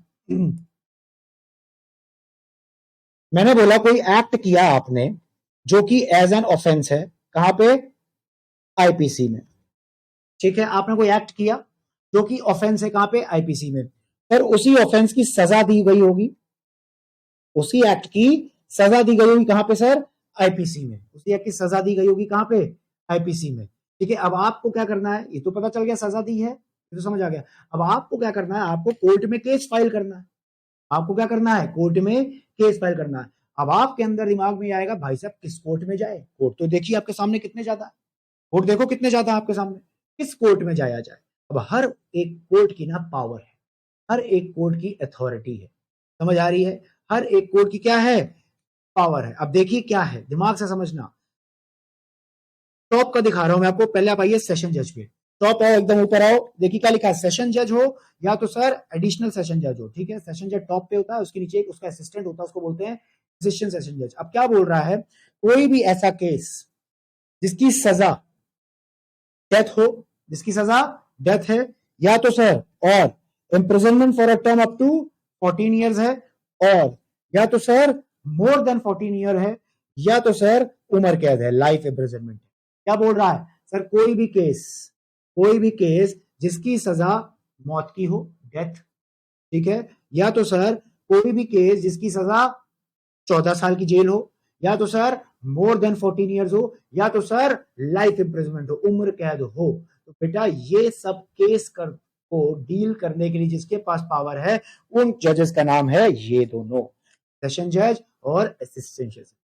समझ आ रहा है? जैसे मैंने आपको एग्जांपल यहाँ पे दिया कि आप कोई एक्ट करते हो जो कि एक ऑफेंस है, मैंने यहाँ बोला ना कोई आप एक्ट किया ऑफेंस है आईपीसी में, और उसकी सजा दी आईपीसी में, ठीक है। मैं बोलता हूँ सजा दी गई आईपीसी में 14 ईयर्स जेल। अब आपको केस फाइल करना है, कहां जाओगे सर आप? सर चुपचाप जाएंगे कोर्ट ऑफ सेशन पे। कहां पे? कोर्ट ऑफ सेशन में। किसके पास? या तो सर सेशन जज और या तो सर असिस्टेंट सेशन के बाद चुपचाप उसके पास केस हो जाएगा। मतलब इस कोर्ट के पास पावर है to try this particular case. समझ आ रहा है? और कोई ट्राई नहीं कर सकता, और कोई ट्रायल नहीं कर सकता। समझ आ रही है? समझ आ रही है? क्लियर है कि नहीं क्लियर है? आता है समझ? चलिए, वैसे ही नीचे क्या दिया है? असिस्टेंट सेशन जज। नीचे क्या दिया हुआ है? नीचे का लेवल का जज कौन है? असिस्टेंट सेशन जज। अगर कोई भी केस है जिसकी सजा कितनी है? Punishment with imprisonment for a term up to कितना? 10 ईयर्स। अप टू 10 ईयर्स, जिसकी सजा कितनी है? Maximum up to 10 years. उसका ट्रायल कौन कर सकता है? उसका ट्रायल करेगा कौन? असिस्टेंट सेशन जजेस करेगा। समझ आ रहा है? क्लियर है? यहां ऊपर कौन था? सेशन जज था और एडिशनल सेशन जज था। यहां कौन है? असिस्टेंट। आता है समझ? नीचे आते हैं। अब कोई भी ऐसा क्राइम हुआ जिसका सजा कितनी है? Punishable with imprisonment up to 7 years. Up to 7 years, खाली अप टू 7 ईयर्स तक की है। अगर सजा हो सकती है, कितनी हो सकती है? मैक्सिमम 7। तो सर किसके पास जाएगा मैटर? कौन ट्राई करेगा उसको? किसके पास ट्रायल होगा? उसको बोलते हैं सर चीफ जुडिशियल मजिस्ट्रेट या तो sir additional chief judicial magistrate. आता है समझ? अगर मेट्रोपॉलिटन सिटी है तो इस जुडिशियल मजिस्ट्रेट को हम लोग क्या बोलते हैं? चीफ मेट्रोपॉलिटन मजिस्ट्रेट बोलते हैं। बस ये डिफरेंस है। अगर मेट्रोपॉलिटन सिटीज में हैं लोग तो इनका पास हो जाता है जुडिशियल की जगह मेट्रोपॉलिटन। पावर एंड ऑल सब सेम रहती है। क्लियर है? अब नीचे आओ। अगर सर केस ऐसा है जिसकी पनिशमेंट कितनी? अप टू 3 ईयर्स और फाइन कितना? 10,000 या तो बोथ। अप टू 10,000 और बोथ। तो सर किसके पास? Judicial magistrate of first class. इसके पास पावर है to try that particular case. और फिर ऐसे ही नीचे है, if the case is punishable with the imprisonment for a term up to 1 year या तो सर फाइन कितना? 5,000 या तो दोनों। तो बेटा यहां पे कौन ट्राई कर सकता है? किसके पास केस का ट्रायल होगा? सर वो है judicial magistrate of second class. समझ आ रहा है? समझ आ रही है कि नहीं आ रही है? बेटा ये सब कुछ, ये जितना भी लिखा हुआ है, ये सब कुछ जो सीआरपीसी है, क्रिमिनल प्रोसीजर कोड, वहां पे क्रिमिनल प्रोसीजर कोड में एक शेड्यूल नंबर 1 है। वहां पे क्या करा है? वहां पे 6 कॉलम दिए हुए हैं। वहां पे क्या करा हुआ है? 6 कॉलम दिए गए हैं। मैं आपको दिखाता हूं, एक मिनट को। ये देखिए, ये देखिए, द फर्स्ट शेड्यूल है। किसका है? Classification of offences. First schedule किसका? Under CrPC. अंडर सीआरपीसी में एक शेड्यूल दिया हुआ है। क्या है? Classification of offence. अब क्या दिया? देखो मैं लिखो offences under Indian penal code. Offences कौन कौन से ऑफेंसेस इंडियन पीनल कोड? अब आपको सुनो, अभी आप डिटेल में नहीं बताऊंगा, डिटेल में बाद में बताऊंगा जब आगे आऊंगा। बस यहां से आपको क्या पता है? देखो इन्फॉर्मेशन यहां से क्या पता चलता है? सेक्शन नंबर पता चलता है और ये पता चलेगा आपने कौन सा ऑफेंस किया। ठीक है? सेक्शन पता चलेगा और एक सेकंड कॉलम से पता चल जाएगा कौन सा ऑफेंस है। उस ऑफेंस की क्या पनिशमेंट है वो दी है कॉलम नंबर 3 पे। ठीक है? उसके बाद ये कॉलम नंबर 4 और 5 आप छोड़ दो, अभी इसके बारे में बाद में आएंगे। उसके बाद देखो आ क्या है, कॉलम नंबर जो 6 है वहां पे क्या बताया रहा है? By what court tribal. कौन सा कोर्ट इस पर्टिकुलर ऑफेंस को ट्राई करेगा? देख लीजिए, सब कुछ शेड्यूल में दिया हुआ है, गिवन है सब कुछ एक्ट के अंदर। मगर भाई साहब आपको तो याद करना पड़ेगा ना। आपको इसलिए याद करना पड़ेगा, आप शेड्यूल लेके थोड़ी पहुंच जाओगे एग्जाम में। समझ आ रही है? तो आपको प्रैक्टिकली जब आप काम करोगे आगे जाके लॉ फॉर्म्स में, तब ये काम आएगा। समझ आ रहा है? मगर अभी तो आपके ध्यान में होना चाहिए। अभी बस आपको क्या करना है? आपका ये जो मैंने आपको सामने टेबल दिया है ना, बस आप ये याद रख लेना। समझ आ रही है कि इन कोर्ट्स के पास ट्राई करने की पावर है अगर ये पर्टिकुलर ऑफेंस की सजा इतनी इतनी इतनी है। समझ आ रहा है? बस एक चीज दिमाग में रखना, कोर्ट ऑफ सेशन के पास डेथ पेनल्टी देने की पावर है। ये ऊपर देखिए लिखा है, ऊपर ऊपर देखो, ऊपर मैं हाईलाइट करता हूं। ये देखिए, देखिए क्या लिखा है? कोर्ट दिख रहा है आपको?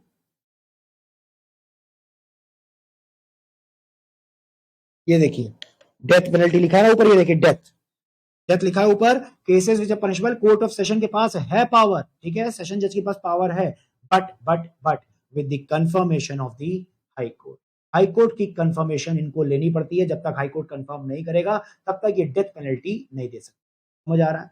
समझ आ रहा है? और अगर मैटर जाता है डायरेक्टली कभी हाई कोर्ट में जाता है, ठीक है, हाई कोर्ट मतलब इनके पास नहीं, हाई कोर्ट में जाता है, तो हाई कोर्ट के पास हर तरीके की पावर, कोई भी सजा हाई कोर्ट दे सकता है।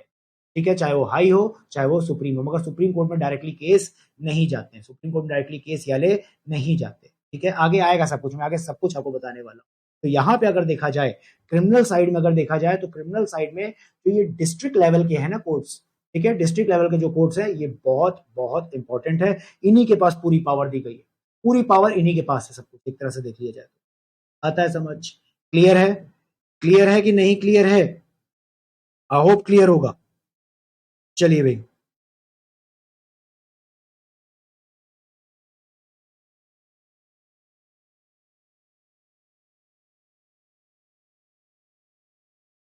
आगे चलते हैं।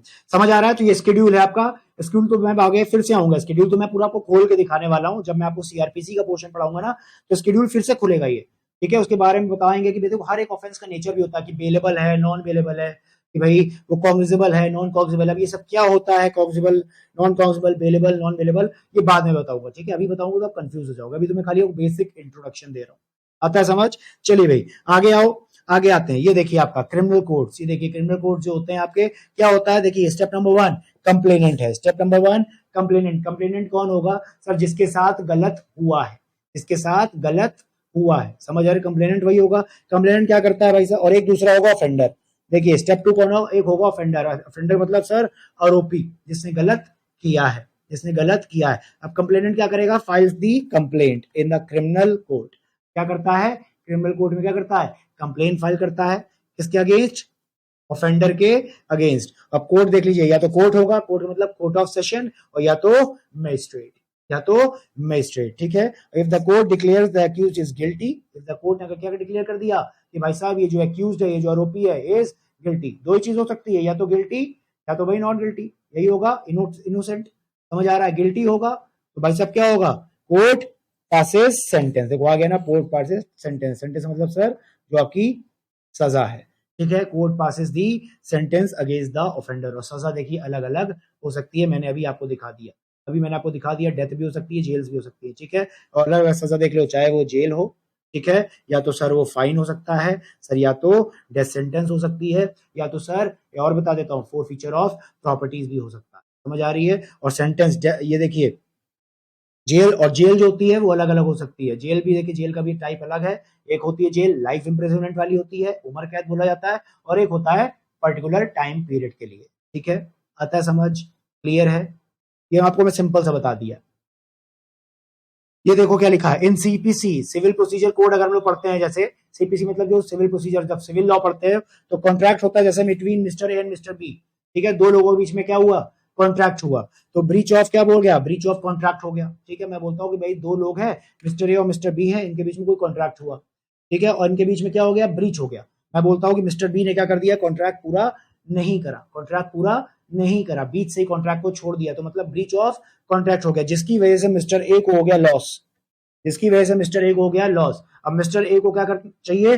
Mister A wants the compensation. Mister A wants the compensation. अब भाई साहब कॉम्पनसेशन के लिए तो क्या करना पड़ेगा? कोर्ट का दरवाजा खटकाना पड़ेगा। कोर्ट का दरवाजा खाना खटकाना पड़ेगा कि नहीं करना पड़ेगा? Yes sir. अब भाई सिंपल सा क्वेश्चन ये है, can mister see the third party, can mister see the third party. भाई साहब मिस्टर सी तो कहां से आ गया? यहाँ तो मिस्टर ए और मिस्टर बी के बीच में डिस्प्यूट हुआ है। मिस्टर सी कौन है? क्या लिखा हुआ है? Can mister see the third party can file the suit against the defaulter party. बताइए भाई, क्या मिस्टर सी जो है वो मिस्टर बी के खिलाफ सूट फाइल कर सकता है? The answer is no. The answer is no sir. जो सिविल रॉन्ग्स होते हैं वो प्राइवेट पार्टीज के बीच में होते हैं। समझ आ रही है? तो यहाँ पे जिसके साथ जिसकी राइट्स हर्ट होती है वही खाली केस फाइल कर सकता है। समझ आ रहा है? जो भी सिविल रॉन्ग होता है, it is wrong against the private person, wrong against the private person. और जो क्रिमिनल रॉन्ग होता है, that is wrong against the society. समझ आ? देखो नीचे लिखा है, एनसीआरपीसी, मिस्टर ए ने शूट करा मिस्टर बी को, मिस्टर ए ने शूट करा मिस्टर बी को, गोली मार दी। ठीक है, अब क्या पता मिस्टर बी पहुंच गया हॉस्पिटल। ठीक है, अब यहाँ पे इसका चल रहा है ट्रीटमेंट एंड ऑल। मगर क्या हुआ? ये सब होते हुए, क्या पता मार्केट प्लेस में मारा हो, ये सब होते हुए मिस्टर सी ने देखा था। हाँ, और भी मार्केट में बहुत से लोग थे, उन्होंने भी देखा। ठीक है, बोल सकते हैं। अब weather mister C or other person, whether mister C or other public can go to the court, can go to the court and file the case. The answer is yes. The answer is yes. क्यों sir? Because sir जो crime होता है, that is against the society, the crime is against the society. तो society का मतलब sir public in large. तो कोई भी जाके क्या कर सकता है? केस फाइल या दर्ज कर सकता है। ये क्या है? आता है समझ? आता है समझ? आई होप क्लियर होगा, आई होप क्लियर होगा। चलिए भाई आगे आते हैं। अच्छा सर, अभी हम लोग बार बार ये बोल रहे हैं कि सर ऑफेंस हो गया, क्राइम हो गया। सर ऑफेंस क्या होता है? What do you mean by offence? Offence का मतलब क्या? What do you mean by crimes? What do you mean by offence? मैंने क्या बोला कि सर आईपीसी जो है वो डिफाइन करता है अलग अलग ऑफेंसेस को, ठीक है, अलग अलग ऑफेंसेस को डिफाइन करता है, उसकी सजा बताता है। फिर ऑफेंस का मतलब क्या? अब आपको बताऊं सर, ये जो वर्ड ऑफेंस है ना, it is defined under CrPC. कहां पे डिफाइंड है? सीआरपीसी जब हम लोग पढ़ेंगे क्रिमिनल प्रोसीजर कोड, तो मैं आपको ऑफेंस की डेफिनेशन पूरी पढ़ाऊंगा। अगर इन जर्नल आपको मैं यहाँ पे छोटा शॉर्ट वे बता देता हूँ ऑफेंस का मतलब क्या होता है। ऑफेंस का मतलब सिंपल सा होता है सर, ऑफेंस का मतलब सिंपल सा बोले तो सर कोई भी एक्ट, कोई भी एक्ट या सर ओमिशन, ये देखिए एक नया वर्ड आपके लिए सर, कोई भी एक्ट, कोई भी एक्ट या कोई भी omission which is punishable, which is punishable in nature, which is punishable in nature in any law, किसी भी लॉ के अंदर, in any law। सिंपल सा बस यही है ऑफेंस। ऑफेंस क्या बोल रहा है सर? कोई भी एक्ट, कोई भी एक्ट, मतलब एक्ट का मतलब क्या? आपने ऐसा काम किया जो कि आपको नहीं करना चाहिए था, जो कि पब्लिक के अगेंस्ट है, ठीक है, कोई भी ऐसा act which is punishable in nature in any of the law, किसी भी कानून के अंदर, वो क्या है? ऑफेंस। कोई भी ओमिशन, ओमिशन का मतलब आपकी जिम्मेदारी थी, आपकी रिस्पॉन्सिबिलिटी थी, आपकी ड्यूटी थी कुछ काम को परफॉर्म करने की, मगर आपने ओमिट करा, मगर आपने परफॉर्म नहीं करा, और आपने जो परफॉर्म नहीं करा that is punishable in nature in any of the law, तो बोल देंगे भाई साहब वो क्या है? ऑफेंस। और एक और चीज, कोई भी एक्ट और ओमिशन के करने के लिए sir there must be guilty mind, there must be guilty mind, इसको बोला जाता है मेंस रिया, इसको बोला जाता है मेंस रिया। मतलब ये बोलना चाहता है किसी भी एक्ट या किसी भी ओमिशन को अगर आपको क्राइम बनाना है या ऑफेंस बोलना है, तो सर उसके लिए मेंस रिया होना या गिल्टी माइंड होना बहुत बहुत जरूरी होता है। गिल्टी माइंड होना बहुत बहुत जरूरी होता है। आता है समझ? ठीक है, तो भाई ऑफेंस का मतलब सर कोई भी एक्ट, सर कोई भी एक्ट या कोई भी omission which is punishable in nature in any of the law, वो क्या है सर? ऑफेंस है। वो क्या है सर? ऑफेंस है। समझ आ रहा है?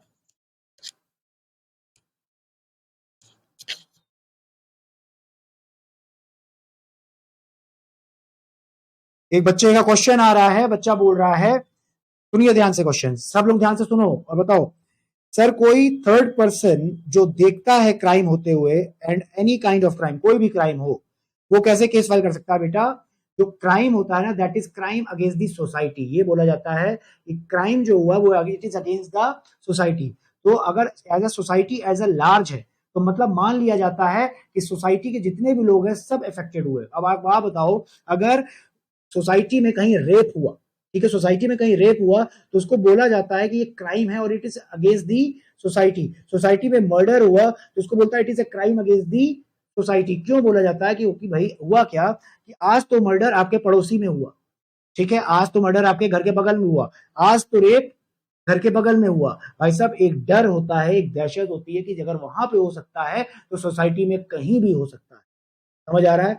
वहां हो सकता है, सोसाइटी में कहीं भी हो सकता है। तभी दिया गया है कि भाई साहब अगर केस एंड ऑल फाइल करना है या एक्शन लेना है, तो सोसाइटी का कोई भी पर्सन, कोई भी एक्शन ले सकता है। तभी मैंने आपको क्या बोला कि जब भी आपका क्राइम होता है, तो उस केस में जो जिसके साथ गलत हुआ है, जिसके साथ क्या हुआ है? गलत हुआ, जो कंप्लेनेंट है, ठीक है, तो उस केस में हमेशा और हमेशा आपका पर्सनल वकील नहीं रहता। हमेशा क्या होता है? हमेशा और हमेशा कौन रहता है? सरकारी वकील होता है, पब्लिक प्रोसिक्यूटर केस लड़ता है, मतलब वो सरकार के बिहाफ पे केस लड़ता है। अब जब भी कोई भी क्रिमिनल केसेस देखोगे, जब भी कोई भी क्रिमिनल केसेस देखोगे, तो वहां पे कभी दो प्राइवेट पार्टीज के नाम नहीं लिखे रहते, वहां पे हमेशा लिखा रहता है जैसे state of Uttar Pradesh versus mister A, ऐसा लिखा रहेगा। समझ आ रही है? हमेशा स्टेट का नाम लिखा रहेगा अगर स्टेट लेवल का मैटर है, और हमेशा यूनियन ऑफ इंडिया लिखा रहेगा। जैसे आपने पढ़ा होगा, आपने टॉर्च से पढ़ा होगा, MC Mehta versus union of India, MC Mehta versus union of India. Union of India क्यों लिखा है? इंडिया क्यों लिखा है? वहां पार्टी का नाम होना चाहिए? नहीं सर, क्योंकि उस केस में सभी लोग इफेक्ट हुए थे। समझ आ रहा है? सभी लोग इफेक्ट हुए थे, पब्लिक एट लार्ज इफेक्टेड हुई।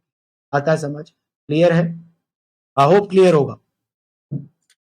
चलिए भाई, तो ऑफेंस क्या है? What is an offence? Sir कोई भी एक्ट, कोई भी omission which is punishable in nature in any law, guilty mind साथ में उसके होना चाहिए। तो भाई साहब वो एक्ट और वो ओमिशन क्या हो जाएगा? हमारा ऑफेंस हो जाएगा। मैं आपको कुछ एग्जांपल देता हूं, बड़े ध्यान से सुनना, बहुत ध्यान सुनना। ऑफेंस का मैं आपको देता हूं एग्जांपल एक।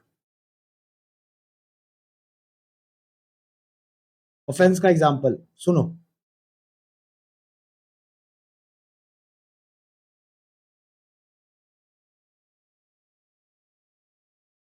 भाई साहब एक है मुन्ना भाई। कौन है? मुन्ना भाई है एक, मुन्ना भाई। और एक सिंपल सा बंदा है, चंपक लाल। ठीक है, एक है मुन्ना भाई और एक है कौन? चंपक लाल जी हैं। मुन्ना भाई जो है, नाम से पता चल रहा है ये कौन है? गुंडा बदमाश है। ठीक है, मुन्ना भाई कौन है? गुंडा बदमाश है। मुन्ना भाई क्या करता है? चंपक लाल को करता है call and ask for money. Ask for money, call करता है और बोलता है भाई साहब 5 करोड़ रुपए पहुंच जाने चाहिए। समझ आ रहा है? नहीं तो भाई तुम्हारी जिंदगी खतरे में है। ठीक है, क्या करता है? कॉल करता है and ask for the money. मगर हुआ क्या सर? जो ये चंपक लाल था, चंपक लाल बोला कि भाई, अपने वसूलों वाला बंदा था, बोलता भाई बड़ी मेहनत की कमाई है, मैं क्यों ऐसे दे दूं? चंपक लाल ने क्या किया? चंपक लाल डिनाइड दी पेमेंट। चंपक लाल डिनाइड दी पेमेंट। मुन्ना लाल जो ये आपका मुन्ना भाई है, इसको भाई साहब गुस्सा आ गया।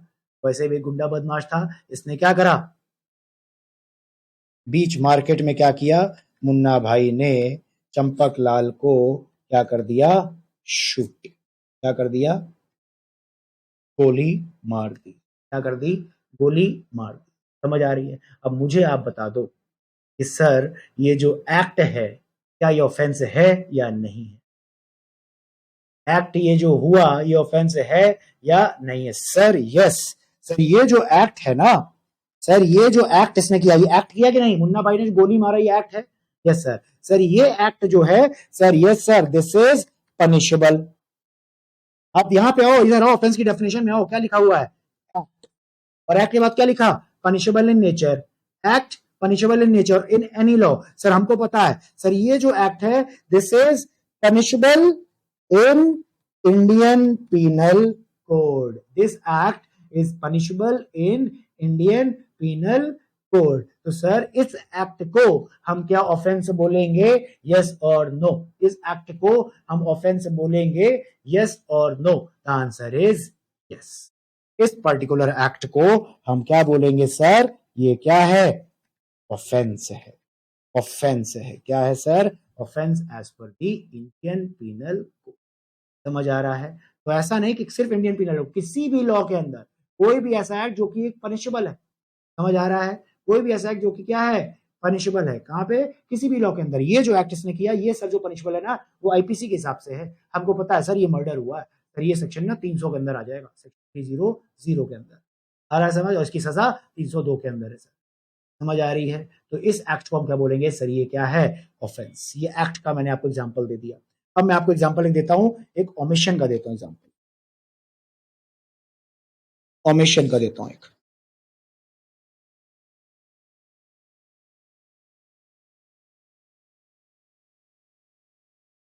मिस्टर ए है और एक ये आपका मिस्टर बी है। मिस्टर ए ने क्या करा? मिस्टर बी को बीच बाजार में, बीच बाजार में लिखता हूं मैं, बीच बाजार में क्या किया? मारा, बीट किया एंड कॉजेज टू डेथ। लो भाई, बीच बाजार में क्या करा है? मिस्टर बी को बहुत डंडे डंडे मारे और मौत के घाट उतार दिया। अब हुआ क्या? जब ये मार रहा था, जब ये मिस्टर ए मिस्टर बी को मार रहा था, जब तक मिस्टर बी जिंदा था, ये सब कुछ होते हुए एक पुलिस ऑफिसर देख रहा था। देख लो, ये जो भी सब कुछ हुआ है in front of police officer, in front of police officer, in charge of that particular area. लो भाई, that particular area. अब भाई साहब पुलिस ऑफिसर के सामने सब कुछ हुआ है. ये पुलिस ऑफिसर ने ये पुलिस ऑफिसर जो था, he didn't stop mister A. ना तो इसने मिस्टर ए को रोका और सब कुछ everything happened in front of him. लो भाई, सब कुछ इसके सामने हुआ है और इसने एकदम रोका जा रहा. अब मुझे एक बताओ बात भाई साहब, ये जो पुलिस ऑफिसर है, क्या इस पुलिस ऑफिसर ने कुछ गलत किया है या नहीं किया? मुझे बता. Yes sir, the police officer omitted to perform his duties. और ये जो ओमिशन है दैट इज पनिशेबल इन. समझ आ रहा है? पुलिस ऑफिसर ने क्या करा है सर? पुलिस ऑफिसर ने ओमिशन किया है. पुलिस ऑफिसर ने ओमिशन किया है इन परफॉर्मिंग हिज ड्यूटीज. क्योंकि उसकी क्या रिस्पॉन्सिबिलिटी है? उसकी क्या ड्यूटी है? To protect the public. और इसने क्या करा है? इसके सामने सब कुछ हुआ है. ना तो इसने मिस्टर ए को रोका, ना सब मिस्टर बी को बचाया. समझ आ रहा है? तो ये जो ओमिशन है that is punishable in nature. और सब कुछ में आप दोनों केस में आप देखो, आपके सामने दोनों में एग्जांपल दिया है. एक्ट वाला भी दिया है, ये एक्ट वाला एग्जांपल था, एक्ट वाला था, और एक आपको ओमिशन वाला दिया. अब दोनों केस में देखो कि दोनों जगह गिल्टी इंटेंशन है सामने वाले की नहीं, जो गलत काम कर रहा है. यहाँ पे मुन्ना भाई की गलत इंटेंशन है कि नहीं है? जल्दी बताओ. उसकी मेंसरिया उसके पास है कि नहीं है? गिल्टी इंटेंशन है या नहीं है? जल्दी बताइए. बैड इंटेंशन थी? The answer is yes. यहाँ पे बैड इंटेंशन मुन्ना भाई की सीधा सीधा थी, अगर पैसा नहीं दिया गोली मार दूंगा.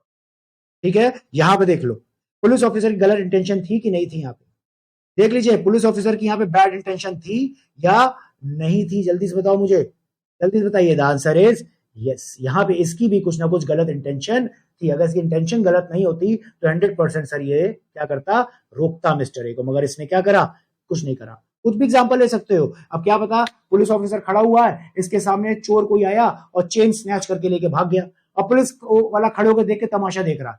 हाँ, इंस्टेड ऑफ उसका पीछा करने से के लिए क्या कर रहा है? चुपचाप देख के तमाशा देख रहा है. भाई चेन स्नैच करी, चेन स्नैच करके भाग भी गया और ये खड़े होकर तमाशा देख रहे. समझ आ रही है? तो ये भी क्या है? ओमिशन. ये भी क्या है? ओमिशन. कुछ भी एग्जांपल ले सकते हो बेटा, कुछ भी एग्जांपल्स आप ले सकते हो. और दोनों के साथ देख लो क्या है? मेंसरिया. ठीक है, मेंसरिया का ना सेपरेट टॉपिक है पूरा.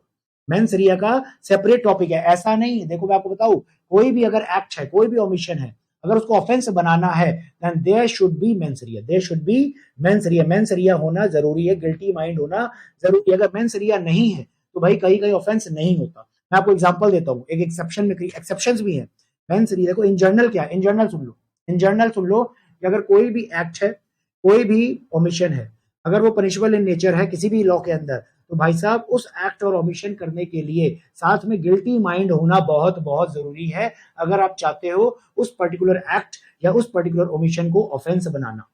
ठीक है, तो गिल्टी माइंड होना बहुत बहुत जरूरी. ये है जनरल रूल. ठीक है, but there are certain exceptions also. मगर कुछ इसके एक्सेप्शंस भी है. कहां पे एक्सेप्शंस है? वो आपका दिया है किसके अंदर? अभी आपको आगे हम लोग पढ़ाएंगे, मैं आपको पढ़ाऊंगा आगे जाके कि वहां पे कुछ एक्सेप्शंस हैं.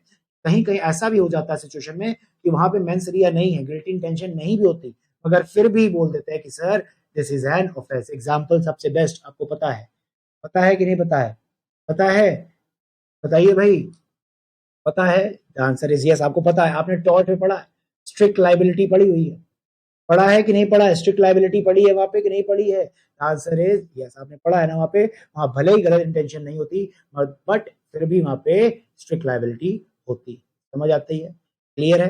क्लियर है कि नहीं क्लियर है? तो कुछ ऐसे केस होते हैं. बट बहुत सी जगह ऐसा होता है भाई साहब कि जहां पे ऑफेंस को बनाने के लिए गिल्टी इंटेंशन चाहिए होती है. आता है समझ? आपको मैं एग्जांपल देता हूँ, एक आपको एग्जांपल देता हूँ. आप सुनो. अब जहां पे सुनो, जहां पे मैं ऐसा एग्जांपल दे रहा हूं कि जहां पे गलत इंटेंशन नहीं है, बैड इंटेंशन नहीं है, तो वहां पे ऑफेंस नहीं मानना. क्या हुआ? दो दोस्त हैं.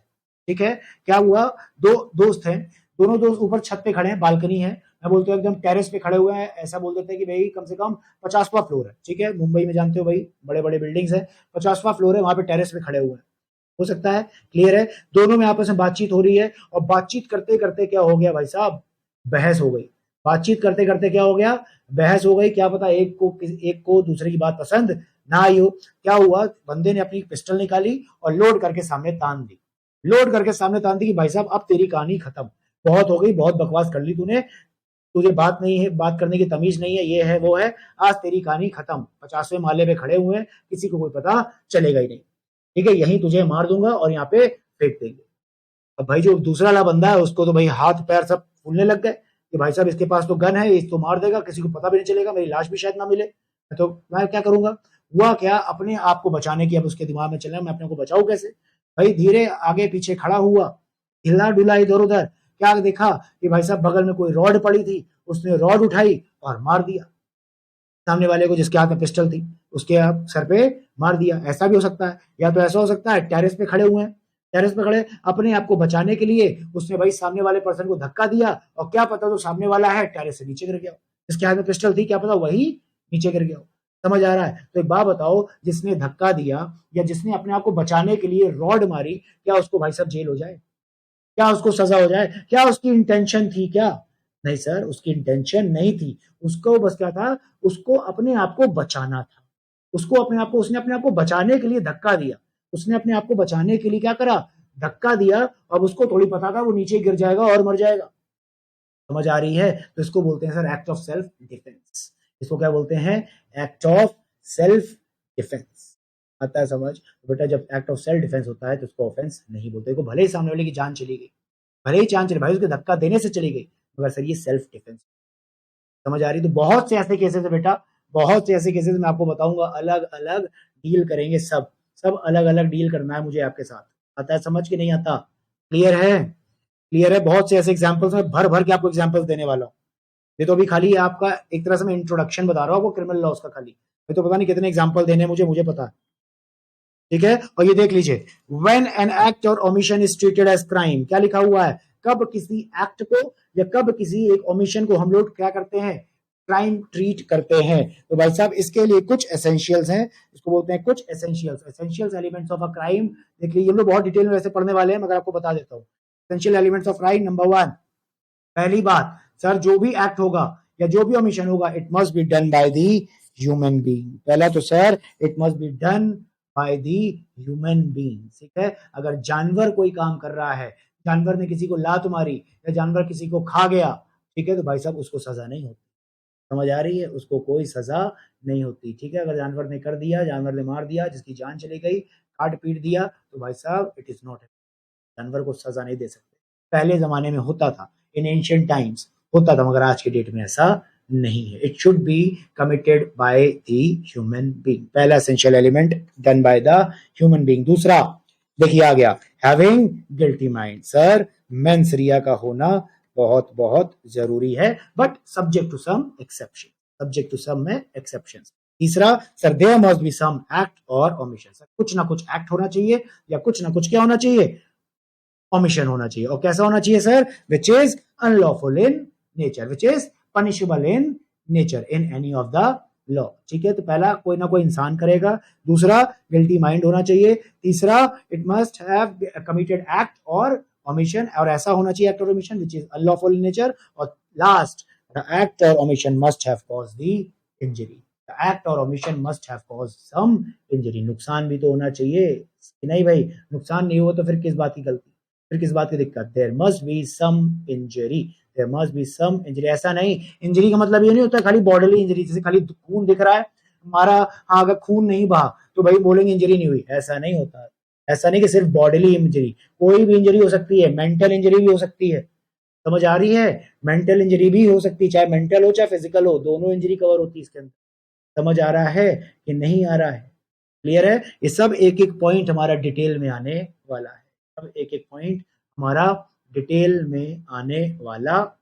आता है समझ, क्लियर है, क्लियर है, चलिए भाई यहाँ पे अपनी क्लास करते हैं ओवर आज की, यहाँ पे आज की क्लास मेरे हिसाब से इंट्रोडक्शन इतना बहुत है, अब नेक्स्ट क्लास में हम लोग जब आएंगे तो नेक्स्ट क्लास में हम लोग अपनी बुक से स्टार्ट करेंगे और एक एक टॉपिक बहुत डिटेल में विद परफेक्ट एग्जांपल्स, और ऐसे एग्जांपल्स आप बोलोगे सर मजा आ गया एकदम, आपको दिखेगा सर ये तो एग्जांपल्स हमारी डेली लाइफ में हम लोग को दिखते हैं, यही तो चल रहा है सर, वो एग्जांपल्स आपको दूंगा। ठीक है, चलिए भाई, bye bye, take care, next class में मिलते हैं और विद बुक्स। ठीक है, बुक्स पे आप पढ़ाएंगे। क्लियर है?